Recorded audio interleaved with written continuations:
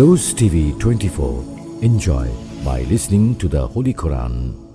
বিশ্বনবী বললেন, শোনো শোনো, প্রতিদিন সালাত কায়েমের আগে যে তোমরা ওযু করো, এই ওযু করার পর কেউ যদি পড়ে আশহাদু আল্লা ইলাহা ইল্লাল্লাহ ওয়া আশহাদু আন্না মুহাম্মাদান আবদুল্লাহি ওয়া রাসূলুহু, ওযু করার পরে এই দোয়াটা প্রতিদিন যে পড়বে তার জন্য আল্লাহ জান্নাতের 8টা দরজা খুলে দিবে। আমাদেরকে আল্লাহ তাআলা এই অপরচুনিটি দিয়েছেন, প্রতিদিন আমরা ওযু করি, ওযুর পরপর আমরা এই শাহাদাত বাক্য উচ্চারণ করবো। ইনশাআল্লাহ পড়েন, আরো জোরে পড়েন ইনশাআল্লাহ। তো আমরা কিন্তু এখন জান্নাতে ঢুকে যাব। মনোযোগ আছে তো সবার? মনোযোগ আছে না গেছে? কানগুলোকে খরগোশের মতো খাড়া করে রাখেন যাতে কোনো পয়েন্ট মিস না হয়ে যায়, আবার কেউ যেন আগে পিছে না হয়ে যায়। একসাথে ঢুকবো কিন্তু। তো যে গেট দিয়ে ঢুকবো, জান্নাতের যে গেট ইউজ করে আমরা we enter in the paradise, যে জান্নাতে ঢুকবো, ওই গেটের বর্ণনা শোনার দরকার আছে না নাই? বিশ্বনবী বললেন, ইন্নাল মিসরাআইন মিন মাসারি'আল জান্নাহ মা বাইনা মাক্কাহ ওয়া হাজার। জান্নাতের দরজার বর্ণনা দিচ্ছেন। আমরা যে আমাদের ঘরে ঢোকার জন্য দরজা বানাই, কয় ফিট বাই কয় ফিট হয় দরজাগুলো? হ্যাঁ, কত কত? 7 feet, 4.5 feet. 4.5 feet by 6 feet. বিশ্বনবী বলেন, জান্নাতের যে 8টা দরজা, তার এক একটা দরজার সাইজ হবে মা বাইনা মাক্কাতা ওয়া হাজার। সৌদির মক্কা শহর থেকে হাজার হচ্ছে বাহরাইনের আরেকটা শহর। মক্কা থেকে বাহরাইন যত লম্বা, জান্নাতের এক একটা দরজা হবে তত লম্বা। চিল্লায় এখন আল্লাহু আকবার। তার মানে এক ধাক্কায় কয়েকশো কোটি। সুবহানাল্লাহ বাড়িতে গিয়ে কয়েন, এক ধাক্কার চোটে কয়েকশো কোটি ঢুকে যাবো আমরা। সুবহানাল্লাহ পড়েন। এই জান্নাতের ভেতরে কিন্তু ক্লাস আছে সম্মানিত ভাইয়েরা। Higher class, lower class, middle class, economic class, first class, second class, third class, promo class, special class. বিমানের মধ্যে থাকে না, একটা হচ্ছে বিজনেস ক্লাস আর একটা ইকোনমিক ক্লাস। তারপরে আমরা যে এয়ারকনগুলো দিয়ে যাই, গ্রিন লাইন, এটার মধ্যেও ক্লাস থাকে না? বিভিন্ন গাড়িতে ক্লাস থাকে, ফার্স্ট ক্লাস, সেকেন্ড ক্লাস। তো জান্নাতের ভেতরে এরকম ক্লাস আছে 8টা। সুবহানাল্লাহ পড়েন। অনেকগুলো ক্লাস আছে, এর মধ্যে শ্রেষ্ঠতম ক্লাসের নাম হচ্ছে আল ফেরদাউস। এজন্য বিশ্বনবী বললেন, ইদা সাআলতুমুল্লাহাল জান্নাহ, আল্লাহর কাছে যখন তোমরা দোয়াতে জান্নাত চাইবা, আল্লাহর কাছে কোনো কমতি নাই, কোনো ঘাটতি নাই। এজন্য চাওয়ার সময় ছোটটা চেও না, বড়টা চাইবা। আল্লাহর কাছে যখন জান্নাত চাইবা, ছোটটা না চেয়ে জান্নাতুল ফেরদাউস চাইবা। আমরা আল্লাহর কাছে কোন জান্নাত চাবো? কথা বলেন।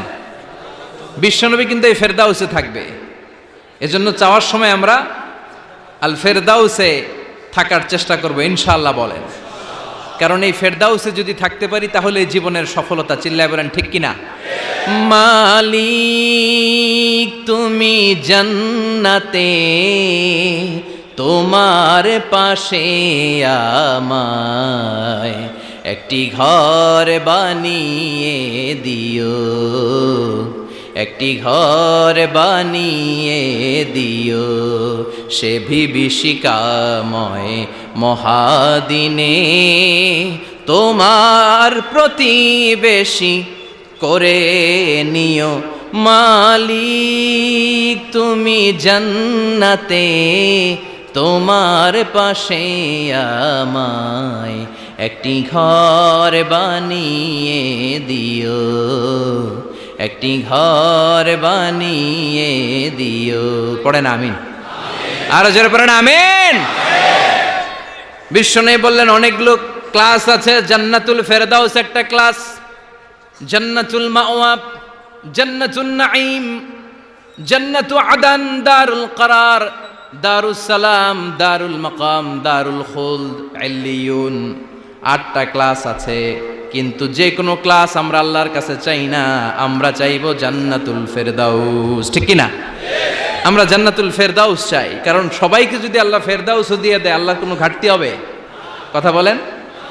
সর্বশেষ যে লোকটা জান্নাতে যাবে, তাকে আল্লাহ তাআলা জাহান্নামের আগুনে পোড়াতে পোড়াতে ছাই বানিয়ে ফেলবে। আল্লাহ বলবেন, জিব্রাইল যাও একটু দেখো একটা মাত্র সেজদা দিয়েছে আমাকে, এরকম কাউরে পাওয়া যায় কিনা, বাটি চালান দিয়ে দেখো পাওয়া যায় কিনা। খুঁজে খুঁজে কাউরে পাবে না। আল্লাহ বললেন আবার দেখো, খুঁজে খুঁজে একজনকে পাবে, সামান্য ইমানের ছিটে ফোঁটা তার অন্তরে ছিল। আল্লাহ বলবেন যেহেতু ছিটে ফোঁটা আছে, অনেক মায়ের খাইছে, ওকে বের করে জাহান্নাম থেকে বের করে একটা নির্ধারিত দূরত্বে রেখে দাও, রেখে দেয়া হবে। কিন্তু জাহান্নামের আগুনের লেলিহান শিখাতে তার গা ঝলসে যাবে। সে আল্লাহর ডেকে বলবে, মাবুদ তোমার কাছে আমি কিছু চাই না, জাহান্নাম থেকে তুমি আমাকে বের করেছো, জীবন নদীর পানি তুমি আমার গায়ের মধ্যে ঢেলে দিয়েছো, আমি আবার সজীবতা ফিরে পেয়েছি। আমি তোমার কাছে জান্নাত চাই না, শুধু নিরাপদ একটা দূরত্বে আমাকে রেখে আসো, যাতে জাহান্নামের আগুন আমারে কষ্ট দিতে না পারে। আল্লাহ আমি কিন্তু তোমার কাছে জান্নাত চাই না। কি চাই না? জান্নাত চাই না, কিন্তু জাহান্নামের আগুন আমারে কষ্ট দিচ্ছে, এতটা দূরত্বে রাখো যাতে জাহান্নামের আগুন আমার গায়ে না লাগে। আল্লাহ বললেন ওকে রাখবো, কিন্তু আমার সাথে একটা কন্ট্রাক্টে যেতে হবে, যে এটা তোমাকে দিলে তুমি আর নতুন করে কিছু চাবা না। সে বলবে আমি রাজি, কন্ট্রাক্ট হয়ে যাবে। আল্লাহ জিব্রাইলকে বলবেন যাও এমন দূরত্বে রাখো যাতে জাহান্নামের আগুন ওরে কষ্ট না দেয়, রেখে আসা হবে। অনেক দিন সে ওখানে আনন্দে থাকবে, আল্লাহ শুকরিয়া করবে। সে মনে মনে বলবে বেঁচে গিয়েছি, আমি বেঁচে গিয়েছি, জীবনে আর কিছু চাই না, জাহান্নাম থেকে আমি বেঁচে গিয়েছি। অনেকদিন থাকার পরে মনে মনে ভাববে বাইসা তো গেছি, কিন্তু নতুন করে একটু ট্রাই করে দেখি, জাহান্নামের সৌন্দর্যের দৃশ্য একটু চোখ দিয়ে অবলোকন করা যায় কিনা। সে আল্লাহরে ডেকে বলবে আল্লাহ ইনদি সুআল, আমার একটা ফরিয়াদ আছে। কি ফরিয়াদ? আল্লাহ আগেই বলে রাখি আমি কিন্তু জান্নাতে যেতে চাই না। আল্লাহ বলবেন কি চাও? সে বলবে আল্লাহ তোমার জান্নাতটা তুমি কত সুন্দর করে বানিয়েছো, আমি একটা নজর শুধু দেখতে চাই। জান্নাতের দরজার সামনে নিয়ে যদি আমারে বসিয়ে রাখো, দ্যাটস ইনাফ, আর কিছু চাই না, শুধু জান্নাতের দরজার সামনে। আল্লাহ বললেন তুই না ওয়াদা করেছিস, তুই না চুক্তি করেছিস। সে বলবে আল্লাহ আমারে হতভাগা বানাইয়া তোমার কি লাভ?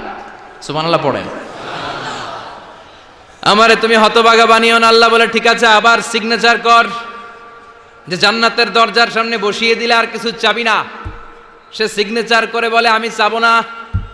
আল্লাহ বললেন জিব্রাইল বেচারারে ধরে জান্নাতের গেটের সামনে বসায় দে। এবার জান্নাতের গেটের সামনে বসে বসে জান্নাতের সৌন্দর্য দেখা শুরু করবে। সুবহানাল্লাহ। এমন সৌন্দর্য যেটা চোখ দিয়ে কেউ দেখে নাই, কান দিয়ে শুনে নাই, ওই সৌন্দর্য চোখে দেখে, কান দিয়ে আওয়াজ শুনে মাগার ভোগ করতে পারে না। অন্তরে জ্বালা আছে না নাই? এয়ার কন্ডিশনের রুমে ঢুকতে না পারলেও, এয়ার কন্ডিশনের রুমের দরজার বাইরে দাঁড়ালো, এয়ার কন্ডিশনের রুমের একটা ঠান্ডা বাতাস গায়ে লাগে না? কথা বলেন তো। ও যখন জান্নাতের দরজার সামনে দাঁড়াবে, ওর গায়েও এরকম জান্নাতের ঠান্ডা বাতাসের হিমেল ছোঁয়া গাটাকে শীতল করে দিবে।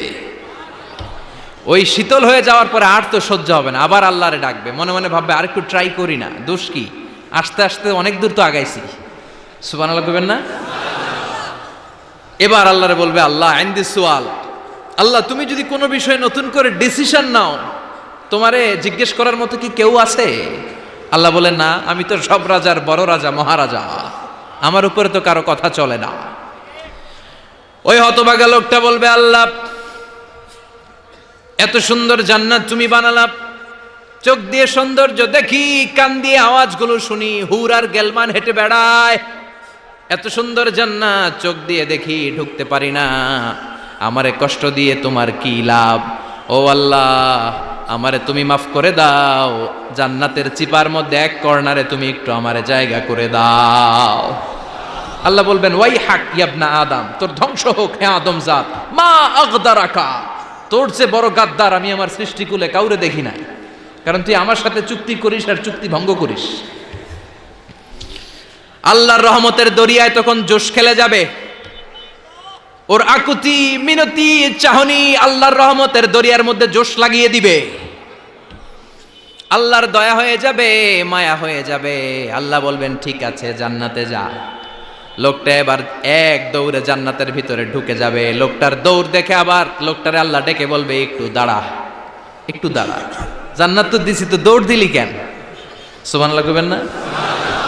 লোকটি বলবে আল্লাহ প্ল্যান তো আমি কম করি নাই, এত চেষ্টার ফলে আমি আসতে পারছি, আবার যদি তুমি বাইর করে দাও, এই জন্য এক দৌড়ে এমন চিপার মধ্যে লুকামো যাতে তুমি আমার না দেখো। আবার আল্লাহর রহমতের দরিয়ায় জোশ খেলে যাবে। আল্লাহ কাছে ডাকবে, কাছে আয়। ও ও গোলাম, তোর কি মনে চায় আমারে বল, আজকে তুই চাইতে থাক, আমি দিতে দিতে তোর মনের সব আশা পূরণ করে দেব। লোকটা খুশি হয়ে বলবে, আল্লাহ আমারে এটা দাও, বাড়ি দাও, গাড়ি দাও, নারী দাও, এটা দাও, ওটা দাও, একের পর এক চাইতে থাকবে, আল্লাহ সব তারে দিতে থাকবে। চাইতে চাইতে লোকটার সব চাওয়া যখন শেষ, সে বলবে, আল্লাহ আর আমার চাওয়ার কিছু নাই। আল্লাহ বলেন, নো, এত তাড়াতাড়ি যে তুমি খেলা শেষ করতে পারবা না মনু, আমার সাথে তোমার এই খেলা আরো লম্বা সময় চলতে হবে, তোমার অনেক কিছু চাইতে হবে। তুই আজকে চাইতে চাইতে তোর সব চাওয়া আমার কাছে বলবি, আর আমি দিতে দিতে তোর জীবন ধন্য করে দেব। সে আবার চাইতে শুরু করবে, আল্লাহ এটা দাও, ওটা দাও, ওটা দাও। আল্লাহ দিতে দিতে সব দিবে। এরপরে বলবে, আল্লাহ মাফও চাই, দোয়াও চাই, আর চাওয়ার কিছু নাই। আল্লাহ বলবেন, তাই ঠিক আছে, তোরে আমি জান্নাতে ঢুকাই দিলাম, তবে মনে রাখিস তোর জান্নাতটা হবে সবচেয়ে ছোট জান্নাত, আর তোর জান্নাতটা হবে এই পৃথিবীর 10 গুণ। চিল্লায় এখন সুবহানাল্লাহ। বুখারীর বর্ণনা, আখিরু মান দাখালাল জান্নাহ, যে লোকটা সর্বশেষ অনেক মাইর খাইয়া রিমান্ডে থাকার পরে জান্নাতে ঢুকবে, তার জান্নাতটা যদি পৃথিবীর 10 গুণ হয়, তাহলে আমাদের সবাইরে ফেরদাউসে ঢুকাতে আল্লাহর কোনো সমস্যা আছে? চিল্লায় বলেন, সমস্যা আছে? এজন্য আমরা আল্লাহর কাছে কোন জান্নাত চাই?